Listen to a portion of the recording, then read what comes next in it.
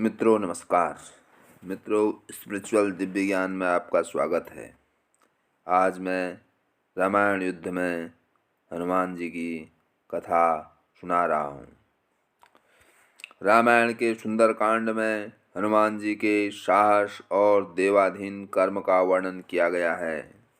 हनुमान जी की भेंट राम जी से उनके वनवास के समय तब हुई जब राम जी अपने भ्राता लक्ष्मण के साथ अपनी पत्नी सीता की खोज कर रहे थे।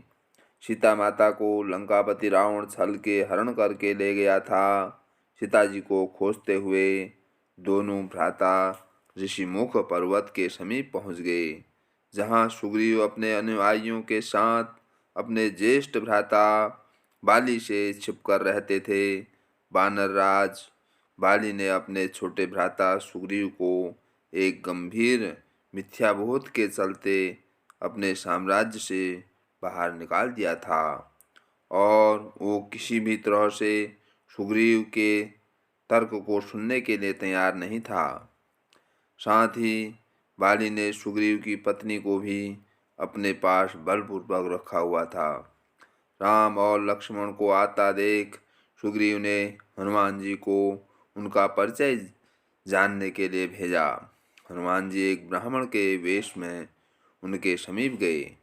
हनुमान जी के मुख से प्रथम शब्द सुनते ही श्री राम ने लक्ष्मण से कहा कि कोई भी बिना वेद पुराण को जाने ऐसा नहीं बोल सकता जैसा इस ब्राह्मण ने बोला।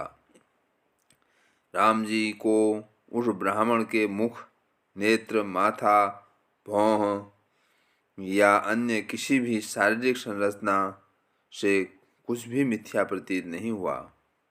राम जी ने लक्ष्मण से कहा कि इस ब्राह्मण के मंत्र मुग्ध उच्चारण को सुन के तो शत्रु भी अस्त्र त्याग देगा। उन्होंने ब्राह्मण की ओर प्रसन्नता करते हुए कहा कि वो नरेश राजा निसंकोच ही सफल होगा जिसके पास ऐसा गुप्तचर होगा। श्री राम के मुख से इन सब बातों को सुनकर श्री हनुमान जी ने अपना वास्तविक रूप धारण किया और श्री राम के चरणों में नतमस्तक हो गए।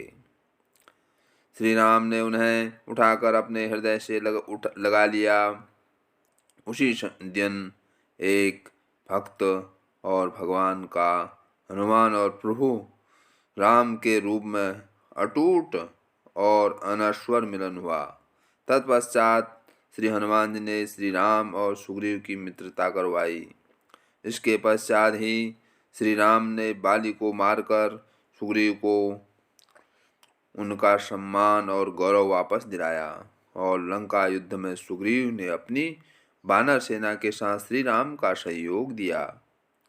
सीता माता की खोज में वानरों का एक दल दक्षिण तट पर पहुंच गया, मगर इतने विशाल सागर को लांघने का साहस किसी में भी नहीं था। स्वयं हनुमान भी बहुत चिंतित थे कि कैसे इस समस्या का समाधान निकाला जाए। उसी समय जामवंत और बाकी अन्य वानरों ने श्री हनुमान जी को उनकी अद्भुत शक्तियों का स्मरण कराया। अपनी शक्तियों का स्मरण होते ही श्री हनुमान जी ने अपना रूप विस्तार किया और पवन वेग से सागर को उड़ के पार करने लगे। रास्ते में उन्हें एक पर्वत मिला और उसने हनुमान जी से कहा कि उनके पिता का उसके ऊपर ऋण है।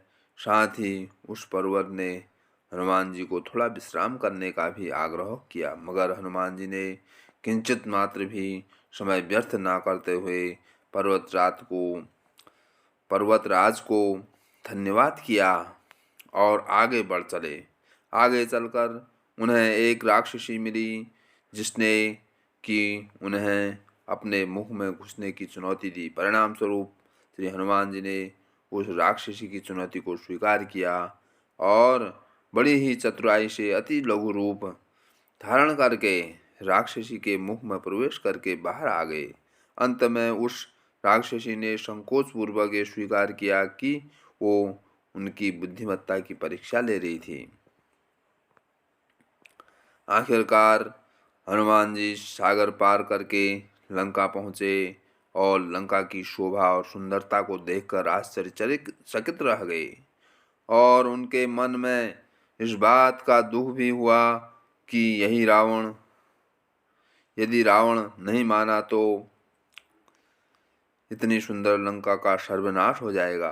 तत्पश्चात हनुमान जी ने अशोक वाटिका में सीता जी को देखा और उनको अपना परिचय बताया। साथ ही उन्होंने माता सीता को सांत्वना दी और साथ ही वापस प्रभु श्री राम के पास साथ चलने का आग्रह भी किया, मगर माता सीता ने ये कहकर अस्वीकार कर दिया कि ऐसा होने पर श्री राम के पुरुषार्थ को ठेस पहुँचेगी। श्री हनुमान जी ने माता सीता को प्रभु राम के संदेश का ऐसे वर्णन किया जैसे कोई महान ज्ञानी लोगों को ईश्वर की महानता के बारे में बताता है। माता सीता से मिलने के पश्चात श्री हनुमान जी प्रतिशोध लेने के लिए लंका को तहस नहस करने लगे। उनको बंदी बनाने के लिए रावण पुत्र मेघनाथ इंद्रजीत ने ब्रह्मास्त्र का प्रयोग किया। ब्रह्मा जी का सम्मान करते हुए श्री हनुमान जी ने स्वयं को ब्रह्मास्त्र के बंधन में बांधने दिया। साथ ही उन्होंने विचार किया कि इस अवसर का लाभ उठाकर वो लंका के विख्यात रावण से मिल भी लेंगे और उसकी शक्ति का अनुमान भी लगा लेंगे।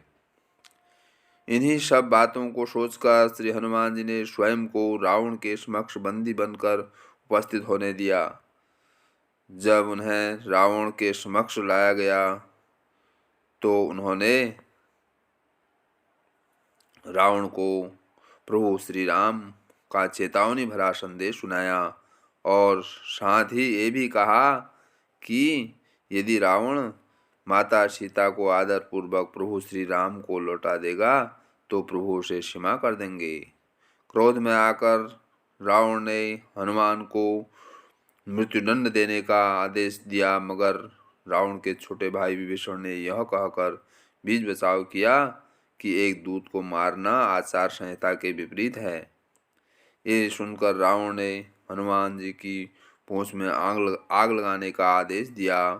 तब रावण के सैनिक हनुमान जी की पूंछ में कपड़ा लपेट रहे थे। तब हनुमान जी ने अपनी पूंछ को खूब लंबा कर दिया और सैनिकों को कुछ समय तक परेशान करने के पश्चात पूंछ में आग लगाने का अवसर दिया। पूंछ में आग लगते ही हनुमान जी ने बंधन मुक्त होके लंका को जलाना शुरू कर दिया और अंत में पूंछ में लगी आग को समुद्र में बुझाकर वापस प्रभु श्री राम के पास आ गए। लंका युद्ध में जब लक्ष्मण मूर्छित हो गए थे तब श्री हनुमान जी को ही द्रोणागिरि पर्वत पर से संजीवनी बूटी लाने को भेजा गया, मगर वो बूटी को भली भांति पहचान नहीं पाए और पुनः अपने पराक्रम का परिचय देते हुए वो पूरा द्रोणागिरि पर्वत को ही रणभूमि में उठा लाए और परिणाम स्वरूप लक्ष्मण के प्राण की रक्षा की। भावुक होकर श्री राम ने श्री हनुमान जी को हृदय से लगा लिया और बोले कि हनुमान, तुम मुझे भरत की भांति ही प्रिय हो। हनुमान का पंचमुखी अवतार भी रामायण युद्ध की ही एक घटना है। अहिरावण जो कि काले जादू का ज्ञाता था, उसने राम और लक्ष्मण का सोते समय हरण कर लिया और उन्हें विमोहित करके पाताल लोक में ले गया। उनकी खोज में हनुमान भी पाताल लोक पहुंच गए। पाताल लोक के मुख्य द्वार एक युवा प्राणी मकरध्वज पहरा देता था, जिसका आधा शरीर मछली का और आधा शरीर बानर का था। मकरध्वज के जन्म की कथा भी बहुत रोचक है। यद्यपि हनुमान ब्रह्मचारी थे, मगर मकरध्वज उनका ही पुत्र था। लंका दहन के पश्चात जब हनुमान पूंछ में लगी आग को बुझाने समुद्र में गए तो उनके पसीने की बूंद समुद्र में गिर गई। उस बूंद को एक मछली ने पी लिया और वो गर्भवती हो गई। इस बात का पता तब चला जब उस मछली को अहिरावण की रसोई में लाया गया। मछली के पेट में से जीवित बच्चे उस विचित्र प्राणी को निकाला गया। अहिरावण ने उसे पालकर बड़ा किया और उसे पातालपुरी के द्वार का रक्षक बना दिया। हनुमान इन सभी बातों से अनभिज्ञ थे। यद्यपि मकरध्वज को पता था कि हनुमान उसके पिता हैं, मगर वो उन्हें पहचान नहीं पाया, क्योंकि उसने पहले कभी उन्हें देखा नहीं था। जब हनुमान ने अपना परिचय दिया तो वह जान गया कि ये मेरे पिता हैं, मगर फिर भी उसने हनुमान के साथ युद्ध करने का निश्चय किया, क्योंकि पातालपुरी के द्वार की रक्षा करना उसका प्रथम कर्तव्य था। हनुमान जी ने बड़ी आसानी से उसे अपने अधीन कर लिया और पातालपुरी के मुख्य द्वार पर बांध दिया। पातालपुरी में प्रवेश करने के पश्चात हनुमान जी ने पता लगा लिया कि अहिरावण का वध करने के लिए उन्हें 5 दीपकों को एक साथ बुझाना पड़ेगा।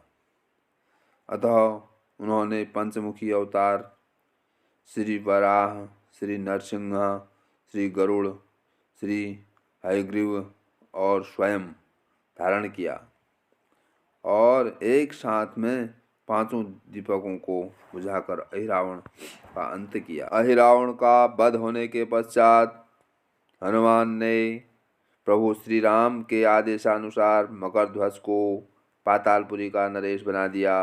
युद्ध समाप्त होने के साथ ही श्री राम का 14 वर्ष का वनवास भी समाप्त हो चला था।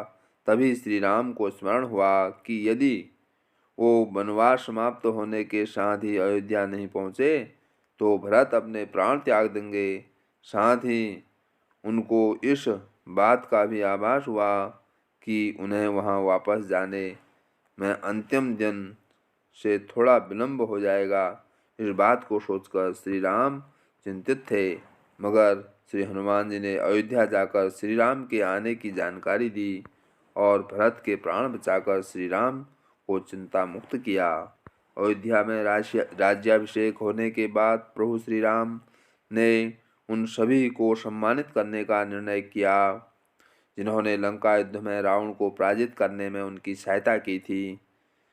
उनकी सभा में एक भव्य समारोह का आयोजन किया गया, जिसमें पूरी वानर सेना को उपहार देकर सम्मानित किया गया। हनुमान जी को भी उपहार लेने के लिए बुलाया गया। हनुमान जी मंच पर गए, मगर उन्हें उपहार की कोई जिज्ञासा नहीं थी। हनुमान जी को ऊपर आता देखकर भावना से अभिलुप्त श्री राम ने उन्हें गले लगा लिया और कहा कि श्री हनुमान जी ने अपनी निश्चल सेवा और पराक्रम से जो योगदान दिया है उसके बदले में ऐसा कोई उपहार नहीं है, उनको दिया जाए जो उनको दिया जाए। मगर अनुराग स्वरूप माता सीता ने अपना एक मोतियों का हार उन्हें भेंट किया। उपहार लेने के उपरांत हनुमान जी माला के एक एक मोती को तोड़कर देखने लगे। ये देखकर सभा में उपस्थित सदस्यों ने उनसे इसका कारण पूछा तो श्री हनुमान जी ने कहा कि वो ये देख रहे हैं कि मोतियों के अंदर उनके प्रभु श्री राम और माता सीता हैं या नहीं, क्योंकि यदि वो इनमें नहीं है तो इस हार का उनके लिए कोई मूल्य नहीं है। ये सुनकर कुछ लोगों ने कहा कि हनुमान के मन में प्रभु श्री राम और माता सीता के लिए उतना प्रेम नहीं है जितना कि उन्हें लगता है। इतना सुनते ही हनुमान ने अपनी छाती चीर के लोगों को दिखाई और सभी ये देखकर स्तब्ध रह गए कि वास्तव में उनके हृदय में प्रभु श्री राम और माता सीता की छवि विद्यमान है। बोलो श्री बजरंगबली हनुमान की जय। वीडियो सुनने के लिए धन्यवाद।